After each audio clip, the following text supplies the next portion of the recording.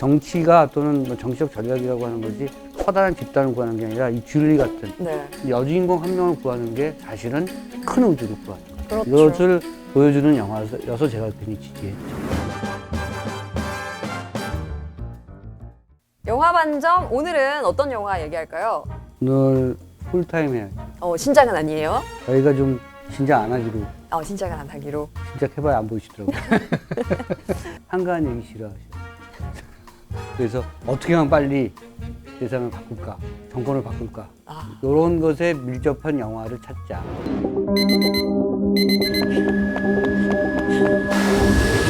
La circulation vers Paris est interrompue. Nous invitons à utiliser un itinéraire de substitution. Vous allez manifester aujourd'hui? On a 7 arrivées, 5 départs, 8 recouches. C'est Monsieur Yoshida qui prend la Churchill en fin de journée. J'ai un entretien. Pour un boulot? D'un mouvement social. Il y a un train qui va partir là. Quelle voie? Voie 14.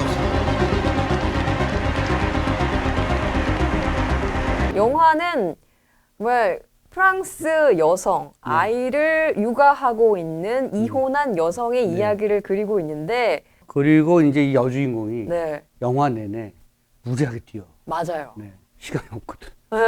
네. 면접을 가야 되는데 그렇게 또 딱딱 안 끝내주잖아요. 전 직장이. 그러니까 그 직장 시간 맞춰서 노동을 하고 얼마 안 남았어. 거리는 멀어. 차는 안 잡혀. 철도 파업했대. 맞아요. 그래갖고 뭐 갈 수가 없어요. 그래서 그 하이힐 신고, 왜냐하면 면접을 봐야 되니까 또 약간 옷을 갖춰 입잖아요. 무지하게 뛰어. 그 영화를 보는 내내 나도 뛰어. 근데 이게 일부러 영화적 장치 때문에 의도적으로 연출한 것이 아니라 정말 현실이잖아요. 네. 그렇다는 사실이 일단 마음이 아프고 자본주의에서 사는 인생이 참 힘들다. 녹록지 않죠. 숨차다. 네, 이걸 보여주는 거예요. 직장 동료들이 집을 옮겨라. 그렇죠. 가까운 데로. 그렇죠. 네. 파리 약간 외곽에 살거든요. 네, 왜냐면 집세를 아껴야 되니까. 제가 어디 살죠? 서울 외곽.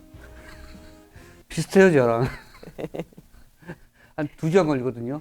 근데 집이 굉장히 크다는 얘기가 있던데요.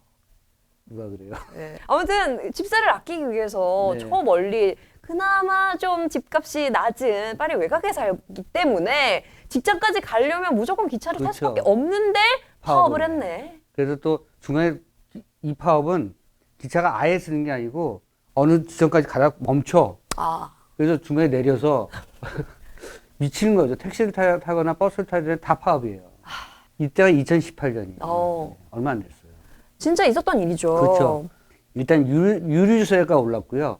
그러니까 기름값이 오른 거예요. 기름값이 올랐고요. 당연히 물가가 폭등했죠. 네, 부자들을 위해서는 감세 정책이 시작이 됐고요. 그러니까 서민들이 난리가 났죠. 그렇죠. 그래서 이제 이른바 조끼 시위.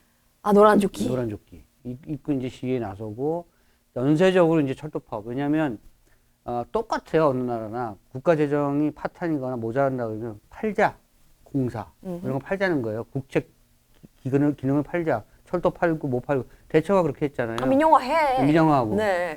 그런 거 하다가 이제 난리가 났죠. 네. 이때 2018년은 프랑스에서 연인 시위였어요. 맞습니다.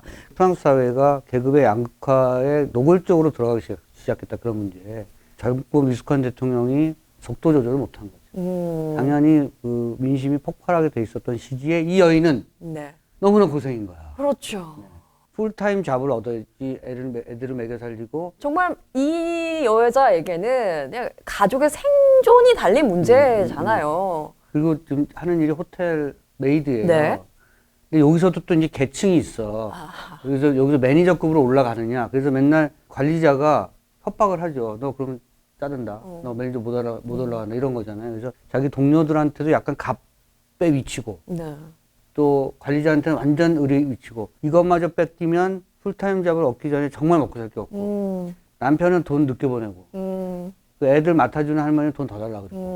7 arrivées, 5 départs, 8 recouches. C'est Monsieur Yoshida qui prend la Churchill en fin de journée. J'ai un entretien. Pour un boulot?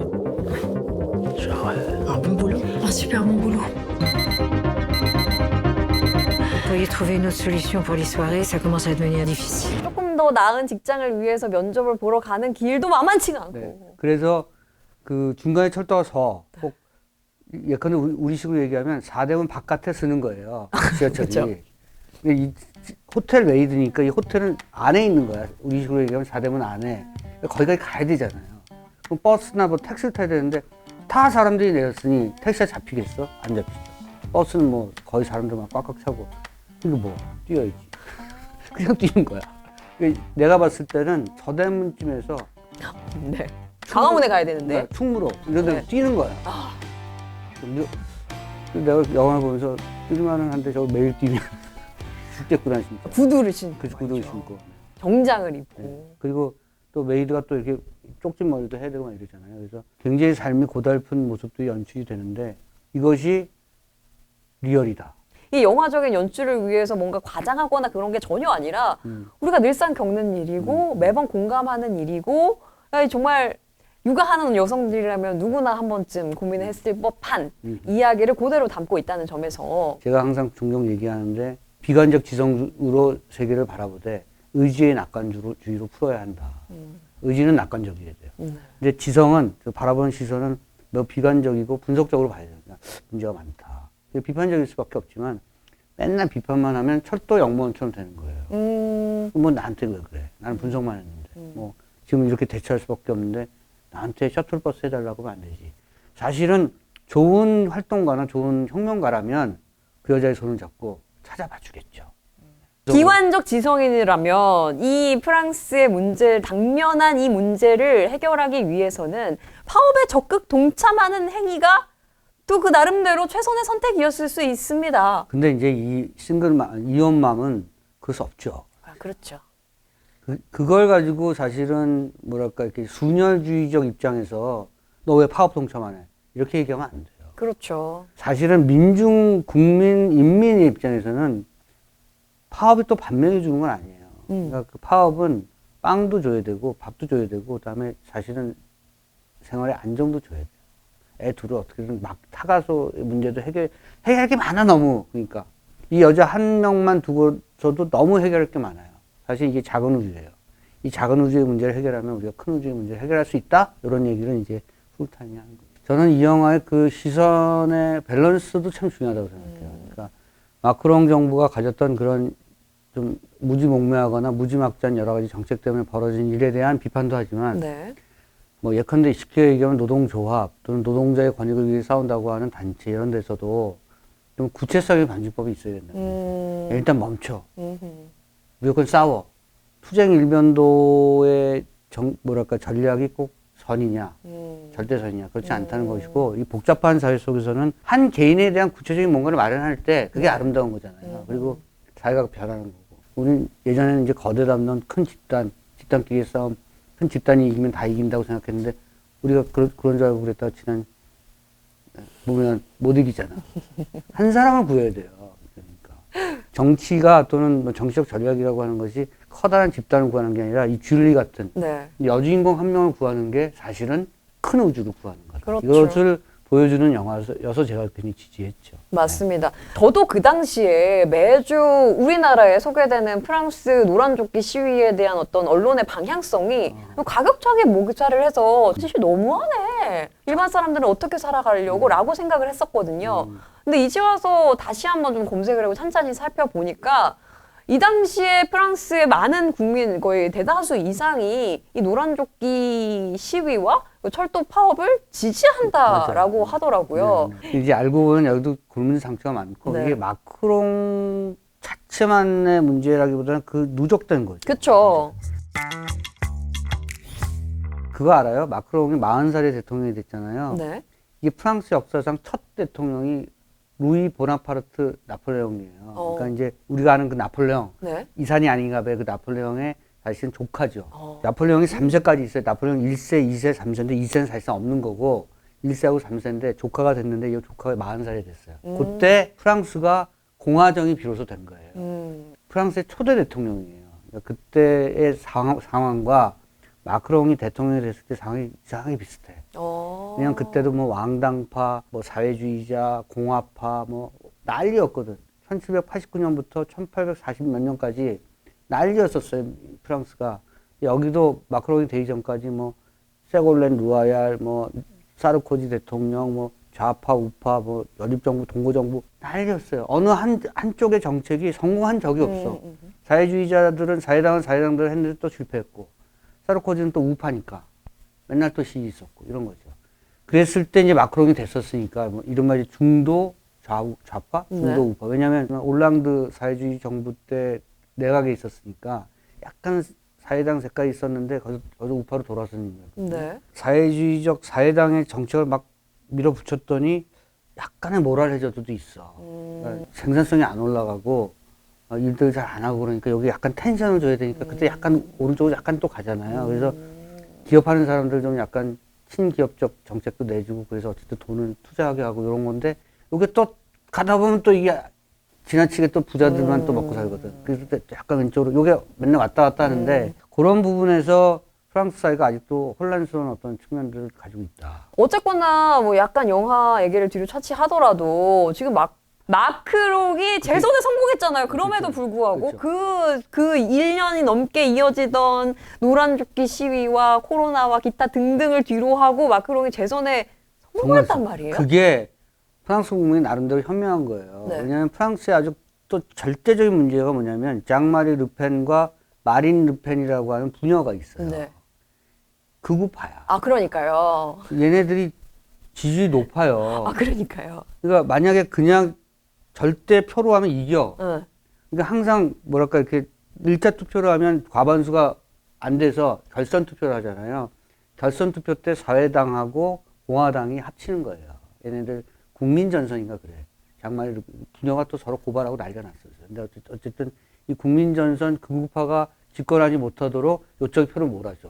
그래서 어부지로 사실 마크롱이 계속 대통령이 된 거예요. 그렇죠. 마크롱이 그냥 친 엘리트, 친 부자, 우파인 줄 알았더니 더 강력한 극우와 네, 그렇죠. 상대하여 간신히 어쨌든 그렇죠. 이겼습니다. 잘못하면 이제 파시즘으로 가니까. 네. 프랑스가 만약에 마린 르펜으로 르펜 정당 국민전선으로 가면 프랑스가 극우로 넘어갈 거면 독일로 넘어가요. 유럽이 전부 이상해지기 때문에 사실 굉장히 주목했던 정책 싸움 중에 하나예요. 사실은 이 시리아, 중동 지역에서 발생을 하는 거죠. 여기가 너무 심해서 난민이 가고 난민이 대량 발생하고 난민들이 대체적으로 아시아 쪽으로 오기보다는 유럽 쪽으로 가거든요.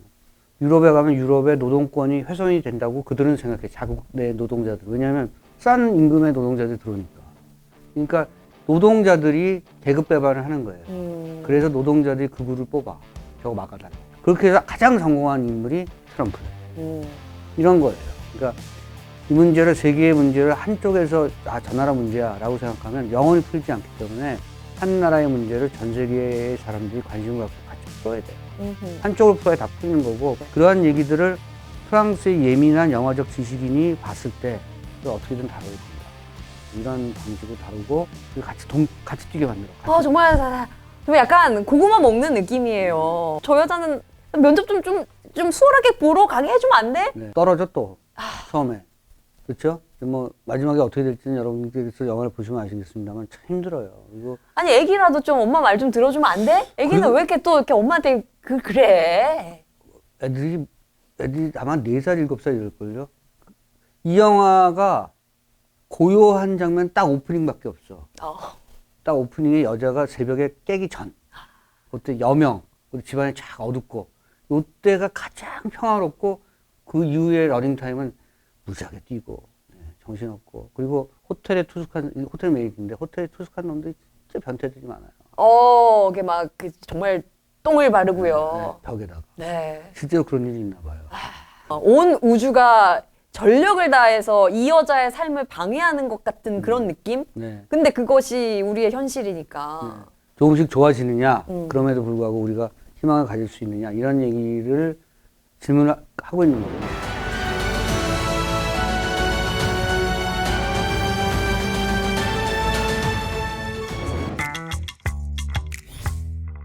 그리고 묘하게 지금 이 시점에 프랑스가 다시 한번 대규모 파업이 진행이 되고 있어요. 이번에는 연금 개혁안에 반대하는. 연금 기여관. 네, 이게 정년을 또 늘리겠다는 거거든요. 우리 연금 우리도 그러지 않아요? 연금 또 딸리니까 너네 더 일해. 더 일해야 돈 줄게. 나중에 줄게. 네, 이것도 역시 지금 이게 노동시장을 건드리고 있는 거잖아요. 그렇죠. 뭐야? 우리나라가 그러다가 이제 또 국민연금이 또 투자도 하잖아요. 네. 왜냐면 돈을 덩어리가 크니까 또 기간 투자를 해요. 그러다가 또 돈 날린 경우가 한두 번이 아니야. 그러면서 또 돈이 모자란다며 연금을 개혁을 하거나 늦게 이딴 소리 하니까 사람들이 이제 슬슬 히팅이 되는 거죠. 아. 똑같아. 임금은 안 오르고요. 물가는 많이 오르고 있고요. 정말 살기 빡빡한 와중에 요즘 순댓국 먹어봤어요? 순댓국이요? 네. 15,000원이요. 15,000원이요. 아, 순댓국 15,000원? 요새 순댓국, 설렁탕 미니멈 11,000원에서 맥스 15,000원이에요. 되게 비싸요. 순대가 안 넘어가다 먹고. 진짜. 이걸 굉장히 민감한 문제라서 사람들은 이런 데 굉장히 뭐랄까 이렇게 금방 자극돼요. 물가. 아, 물가는 계속 오르고요. 네. 임금은 안 오르고요. 그래서 임금은 계속 묶여있고, 뭐 오히려 노동시간 늘리고, 네? 최저임금을 동결하거나 낮추려고 하고, 요거 머리 있는 사람은 이렇게 계속 가면 안 된다는 거 알 텐데. 그렇게 계속 가더라고요. 나중에 또 우리가 로버트 라이시의 그 자본주의를 구하라에서 얘기하겠지만 자본주의 규제, 반규제의 문제가 아니라는 거 아니에요. 어떻게 운영하느냐의 문제라는 거잖아. 그게 상위 1%한테만 부가 축적되게끔 운영을 하는 구조로 지금까지 짜여져 있으니까 요 구조를 바꿔야 된다는 거잖아요. 자본주의로 반대한다는 게 아니에요, 우리가. 우리 같은 사람이 무슨 공산당이 아니야. 자본주의를 올바르게 운영하자. 그래서, 아니, 열심히 일하는 사람은 돈을 좀 더 가져가는 게 맞죠, 사실. 그리고, 뭐, 하다 보니까 아버지 엄마가 돈이 좀 많아. 세습 자본주의가 문제지, 그걸 빼서?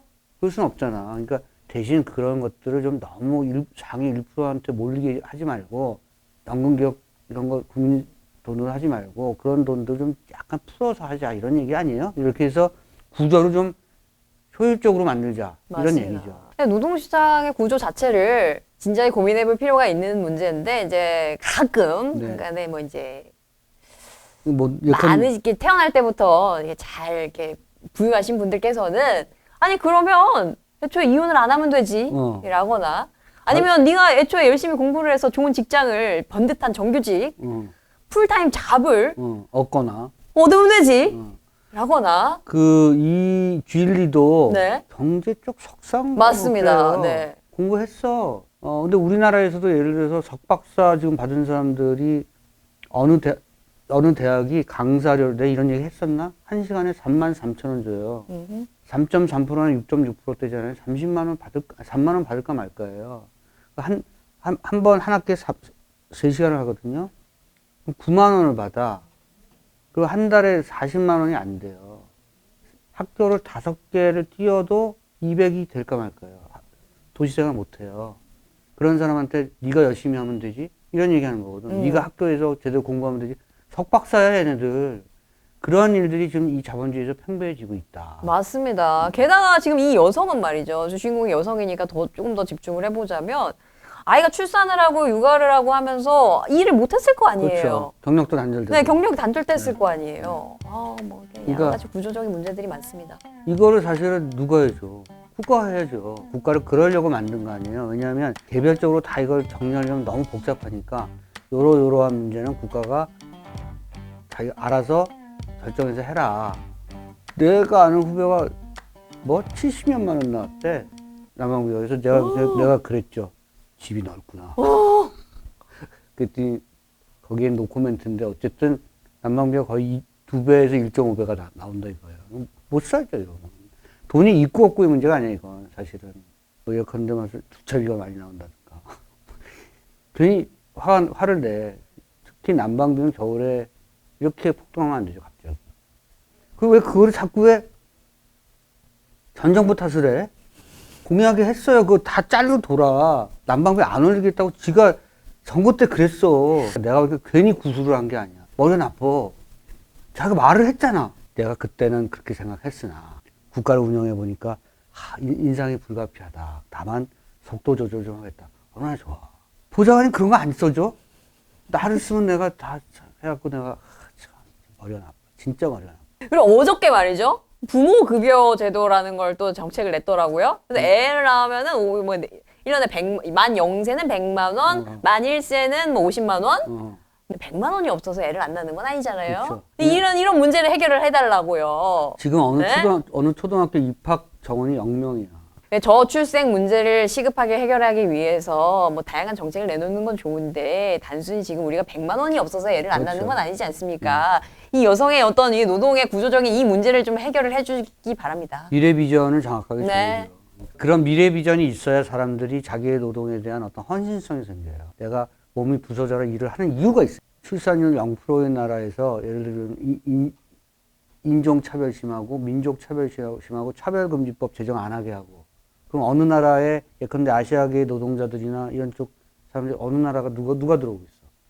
그러니까 이게 다 연결돼 있어요. 출산율이 적으면 노동력을 제고시키기 위해서 문호를 개방해야 될 거 아니야. 그건 또 닫아놔. 구술을 괜히 한 게 아니니까 머리가 나빠. 좀 영무원과의 대화심. 이거는 이 영화의 키포인트 같아요. 맞습니다. 어떻게 할 거냐고. 막 셔틀 없어요. 그랬더니 저한테 그러지 말라고. 이게 항상 모든 나쁜 나라가 해결책을 복잡하게 만들어요, 앞에. 무슨 사건이 있잖아요. 그럼 막 법리, 뭐, 검사, 판사 다 동원해서 다 복잡해서 나중에는 뭔 얘기인지 모르겠어.